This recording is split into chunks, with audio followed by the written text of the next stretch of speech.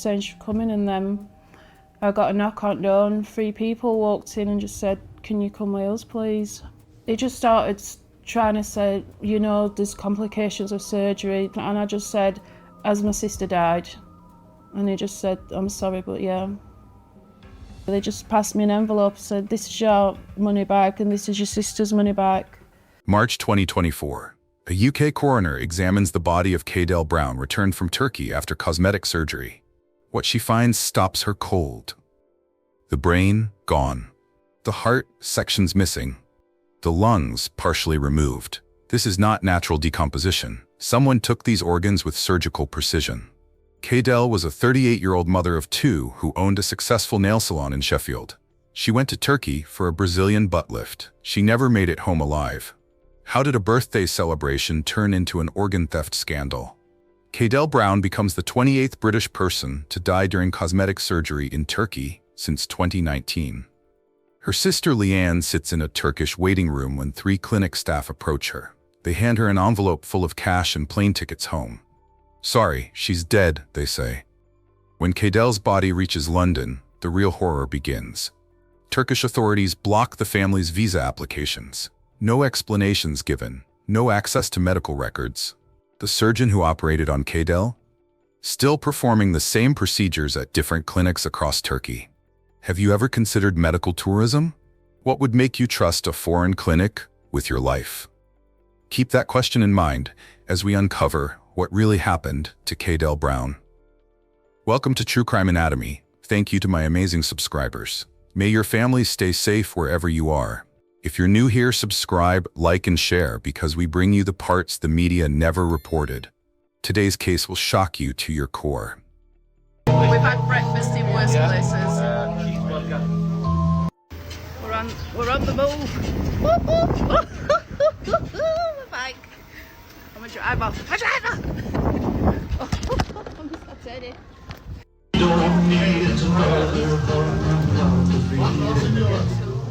Kadell Brown owned Kadell Nails and Hair in Sheffield. Her Instagram showed happy clients, perfectly manicured nails, flawless hair extensions. Business was good, really good. As a single mother, she worked long hours to provide for her 2 children. Every appointment, every satisfied customer meant security for her family. Then came the ankle injury. Recovery meant months off her feet. Weight gain followed. The confident woman who posed with celebrity clients began avoiding mirrors. Her self-esteem crumbled. Friends noticed the change. The vibrant salon owner who once lit up every room now questioned her worth. March 22, 2024, Kadell's 38th birthday party. Happy birthday to you. Photos show her smiling, surrounded by family. Her sister Leanne later said this was the last time they saw the old Kadell. Truly happy, truly confident. 4 days later, she would be dead. What would you sacrifice to feel confident in your own skin again? For Kadell, the answer was everything. Clinic expert in Istanbul had perfected their strategy. They targeted British women through social media ads, promising transformation at bargain prices. The term mummy MOT wasn't accidental. It suggested routine maintenance, like servicing a car. Simple, safe, necessary. Kadell's first inquiry triggered an avalanche. Emails flooded her inbox daily, WhatsApp messages at all hours, before and after photos of women who looked just like her. The pressure was relentless but cleverly disguised as care. The numbers were compelling. A Brazilian butt lift, tummy tuck, and breast augmentation in the UK, £16,000 minimum. Clinic experts package, £5,400 including flights and hotel. 1/3 the price. But clinic expert wanted more. They offered additional discounts for multiple procedures. Limited time offers. Book with a friend deals. Leanne, watching her sister's renewed excitement, made her own booking. 2 sisters, same surgery date, same surgeon. Neither knew they were walking into a trap that had already claimed 27 British lives. Week 1, clinic expert sent Kadell comparison photos. Look what we achieved for Sarah from Manchester. Week 2, limited time discounts appeared. Book by Friday, save £800. Week 3, payment plans materialized, only £200 deposit required. The WhatsApp messages came at strategic times. During lunch breaks, late evenings when defenses were down, Each message contained success stories from women with similar body types, similar ages. The psychological targeting was surgical in its precision. Then came the flight packages. Return tickets to Istanbul, 5-star hotel accommodation, airport transfers, all included. The clinic had removed every barrier except one, the decision itself. Leanne received identical treatment. The sisters discussed each offer, each discount, each success story. The clinic's strategy worked perfectly. 2 bookings instead of 1, double the profit. March 15, 2024, both sisters paid their deposits. When you go in and you're paying, they're your best friends and they'll help you with anything, but once something goes wrong, it's Left to yourself. goodbye. Surgery date, March 26th. Surgeon, Dr. Sensationalize. When does marketing cross the line into manipulation? For Kadell and Leanne, that line had already been crossed. March 19th, Kadell scheduled extra staff at her salon. Clients were rearranged, appointments covered. She told her team she'd return in 2 weeks, ready to take on the world. Her children needed care during the trip. Arrangements were made with family members. Every detail planned to perfection. This was meant to be her fresh start. March 24th. The sisters packed together, excitement mixed with nervousness. Leanne later described their mood as hopeful. They were investing in themselves, in their futures. March 25th, Istanbul Airport. The clinic's driver met them with professional signs, luxury transport. The hotel was exactly as advertised. For a brief moment, everything seemed legitimate. March 26th morning. Clinic experts' facilities looked modern, clean, professional. But the first red flag appeared during pre-surgery consultations. Medical histories were barely reviewed. Risk assessments rushed. Questions about previous surgeries brushed aside. The sisters exchanged worried glances. Too late to back out now. Too much invested, too many hopes pinned on this moment. In 48 hours, one sister would be planning a funeral while the other fought for answers that would never come. March 26, 2024, 9:30 a.m. Kadell Brown walks into operating room 3 at Clinic Expert. She hugs Leanne goodbye. "See you soon, sis." Those would be her final words. Dr. Sensationalize begins the Brazilian butt lift procedure. Standard operating time, 5 hours. Leanne settles into the waiting room, scrolling through her phone, checking the time. 11:30 a.m. 2 hours in. Leanne asks reception for an update. Everything's going well. She'll be out soon. I'd asked a few times how long she was going to be, and they just kept saying she's coming, and then 1:30 p.m. 4 hours. Leanne's concern grows. The receptionist avoids eye contact. The doctor is being very thorough. Quality takes time. 3:30 p.m. 6 hours. Other patients have come and gone. Leanne demands answers. A nurse appears, speaking broken English. Small complications, nothing serious. She's coming. 5:30 p.m. 8 hours. The waiting room empties. Leanne sits alone. Staff members whisper in Turkish, glancing in her direction. No one will make eye contact. 7:30 p.m. 10 hours. The longest Brazilian butt lift in medical history. Leanne knows something is catastrophically wrong, but nobody will tell her what.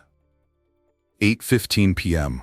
3 people approach Leanne. Their faces carry the weight of terrible news. "Can you come with us, please?" condone 3 people walked in and just said, "Can you come with us, please?" They lead her to a small, windowless room. White walls, fluorescent lighting. The kind of room where bad news is delivered. The clinic manager sits across from her. His translator avoids eye contact. There were complications during surgery. Sometimes these things happen in medicine. Leanne's heart pounds. She knows what's coming, but refuses to accept it. Has my sister died? The question hangs in the air for an eternity. I'm sorry, but yes. He just started trying to say, there's complications of surgery, and I just said, "Has my sister died?" And he just said, "I'm sorry, but yeah." They just passed me an envelope, said, "This is your money back, and this is your sister's money back, and this is your flight." Sorry she's dead. Here's a plane ticket. There were nothing. The manager reaches across the table. An envelope. Cash. Her surgery refund. Kadell's surgery refund. 2 plane tickets back to Manchester. As if money could erase the fact that a sister, a mother, a daughter was gone. Leanne demands to see Kadell's body. The answer is swift and final. No. Legal procedures, they claim. Turkish authorities require time. How would you react in Leanne's situation? Your sister dead, your questions unanswered, your access denied. and a plane ticket home as compensation for a life lost. April 2nd, 2024. Turkish authorities release Kadell Brown's body for repatriation. The official death certificate lists cause of death as unknown, no autopsy findings, no medical explanation, just a stamp and a signature. The body arrives at Manchester Airport. UK Customs processes the remains without inspection. Standard procedure for repatriated bodies. What happens next changes everything. Dr. Sarah Mitchell begins the UK post-mortem examination. 20 years of forensic pathology has prepared her for most scenarios. But not this. Large sections of Kadell's brain, gone. Her heart, partially removed, lung tissue missing, portions of her intestines absent. This isn't decomposition. This isn't natural deterioration. Someone removed these organs with surgical instruments. Dr. Mitchell has never encountered anything like it in 2 decades of examining the dead. The family receives the devastating news. Not only is Kadell gone, but parts of her have been taken. Turkish officials offer a chilling explanation when questioned. Standard procedure for determining cause of death. No consent requested. No family notification. No documentation provided. Leanne applies for a Turkish visa to investigate her sister's death. Application denied. No explanation given. She tries again through different channels. Denied again. The message is clear. Stay away. Dr. Sinem Singhan leaves clinic expert quietly. Günaydın, ben operatör doktor Sinem Singhan. No disciplinary action, no investigation. She resurfaces at another Istanbul clinic, performing identical procedures on new patients. The cycle continues uninterrupted. Clinic expert issues carefully worded statements. No evidence of organ trauma found. Body handed untouched to Turkish authorities. Internal investigation found no malpractice. Each denial more calculated than the last. ITV News sends undercover reporters to clinic expert in August 2024. Posing as potential clients, they record consultations. The telesales agent boasts, "We perform this procedure every day. 6 or 7 cases minimum. I never faced this kind of serious experience in my career." I'm just looking to get more information on the mummy makeover. As you can see, I'm just all a bit, I really want to go ahead with it. I've been thinking about it for a while, but you hear all these stories about things going wrong. No, Miss, we have performed a tummy tuck procedure, every day at least 6 or 7 cases. When asked about deaths, he lies directly to camera. "I can truly say that I never have a face of this kind of serious experience." But records show clinic expert has lost 2 patients since 2011, information never disclosed to potential clients. Should there be international oversight of medical tourism? For 150,000 Britons traveling to Turkey annually for surgery, this question becomes a matter of life and death. August 2024, Sheffield Coroner's Court. Leanne Brown sits in the public gallery as her sister's inquest finally opens. 4 months after Kadell's death, fresh pathology reports reveal the full extent of what happened in Turkey. The coroner reads the findings aloud. Brain tissue removed without consent. Heart sections missing from examination areas. Lung samples taken without family knowledge. Each revelation hits Leanne like a physical blow. Clinic experts' defense relies on statistics. They claim a 0.00087% mortality rate, 2 deaths in 23,000 surgeries over 13 years. But mathematics cannot explain missing organs. Statistics cannot justify surgical theft. The evidence mounts. Turkish authorities refuse to cooperate with UK investigations. Medical records remain sealed. The surgeon who operated on Kadell continues practicing without consequence. Meanwhile, the marketing machine continues. This week, 150,000 more Britons will research Turkish cosmetic surgery. Social media ads promise transformation. Discount codes create urgency. The cycle that killed Kadell Brown repeats daily. Harper Mai treats the aftermath. British patients return from Turkey with infections, necrosis, and botched procedures. The NHS spends millions correcting foreign surgery mistakes. Since 2018, £5 million in taxpayer money has fixed what Turkish clinics destroyed. The UK government's response? Diplomatic meetings, strongly worded statements, no concrete action.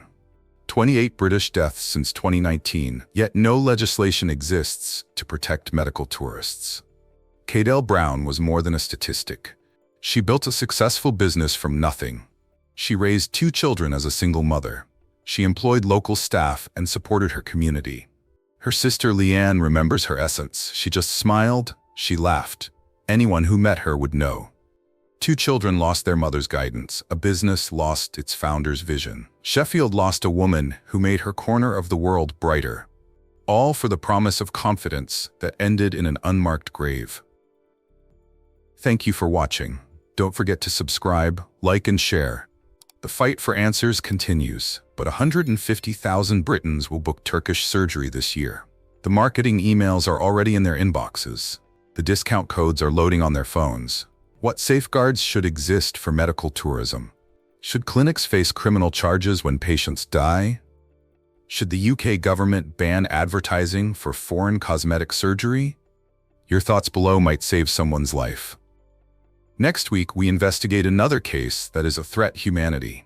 Subscribe and hit the bell, because someone needs to tell these stories before more families lose everything.